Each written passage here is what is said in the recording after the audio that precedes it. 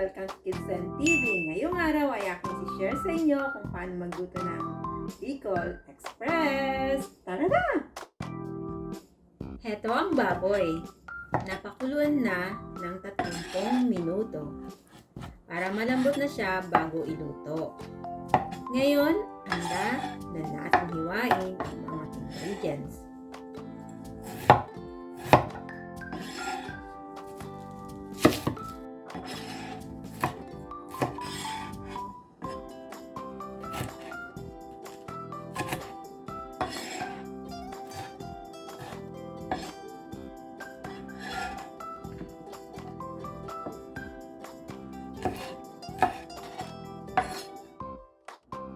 Narito ang mga ingredients: 5 cloves chopped garlic, small piece of ginger, 1 tablespoon shrimp paste or alamang, 2 tablespoon fish sauce, 1/4 teaspoon pepper or ground pepper, 1/8 teaspoon magic sarap, or depende sa inyo kung gusto nyong lagyan ng magic sarap, at isang can na coconut milk or 400 ml, 1/8 kilo beans or Baguio beans, 1/2 kilo pork, 1 small piece onion, 1/2 piece bell pepper, 3 pieces jalapeno, 5 pieces siling pula or red chili pepper.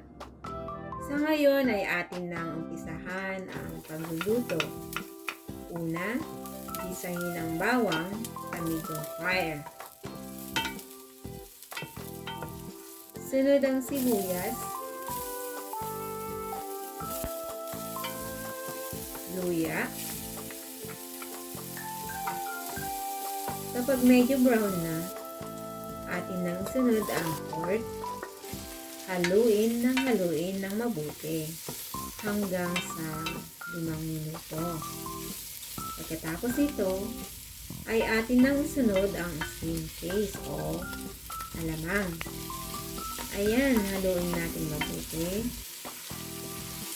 Isunod ang ground pepper. Haluin ulit. Then, ilagay ang gata. Lutuin hanggang 5 minuto. Then, ilagay ang beans, jalapeno, at chili pepper. Then, dagdagan ng 1/2 cup na tubig or water. Then, takpan. Lutuin hanggang 10 minuto. Ayan, 10 minuto na.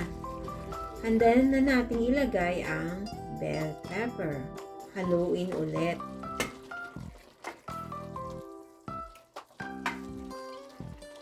Then, ilagay ang patis at lagyan din ng magic sarap. Optional na lang po ang paglagay ng magic sarap.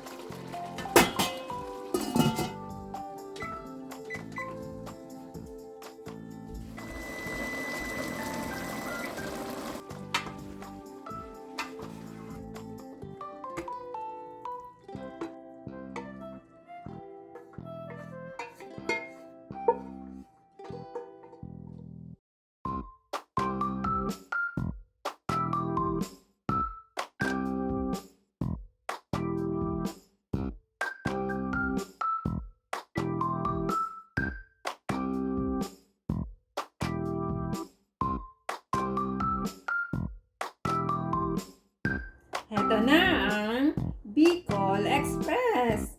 Tignan na natin.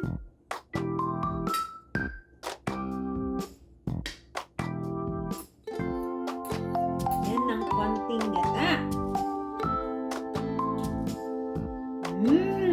Sarap! Don't forget to click the like button and subscribe. Thanks for watching. Bye! Shoutout po sa friend kong si Jeneline from Hong Kong. Shoutout din po sa friend ko from Macau na si Gemaline, and to Jeneline in UFA and Maynard.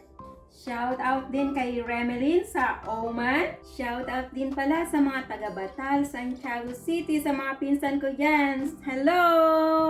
Shoutout din pala sa mga rapper boys ng Santiago City, Philippines. Maraming salamat sa inyong lahat na walang sawang sumusuporta sa akin.